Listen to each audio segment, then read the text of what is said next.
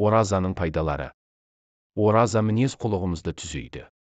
Ораза үнемі Алланы есімізге салып тұрады, жауапкершілік сезімін арттырады.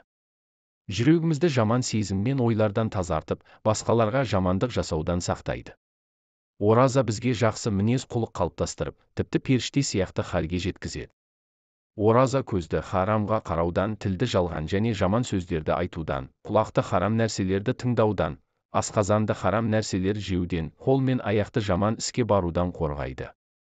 Оразаның парыз болуының хикметі, мұсылманның Алла алдындағы ғибадат міндеттерін орындау және жамандықтардан сақтану. Ораза адамның мейірімін және жәрдемдесу сезімін күшейтеді. Өмірінде аштықтың не екенін білмеген ауқатты адам кедейлер көрген аштық пен қиыншылықты жеткілікті түсіне алмайды. Бірақ ол адам ораза ұстаса, аштықтың не екенін түсініп, кедейлердің қиыншылықтарын әлдеқайда жақсы сезініп, оларға деген мейірім шапағат сезімдері оянады. Нәтижесінде кедейлерге қол ұшын беріп, қиыншылықтарын бөліседі. Бұл ораза адамдарға нығметтердің қадірін білуді үйретеді. Адам қолында бар нығметтердің қадірін қолынан шығып кеткенде ана біледі. Бірақ болар іс болған соң оның еш пайдасы тимейді. Ораза ұстау арқылы адам нығметтердің қадірін жақсы түсінетін болады. Бұл сезім адамға қолындағы дәулет, нығметтердің қадірін біліп, оны берген Аллаға көбірек шүкіршілік етуді үйретеді.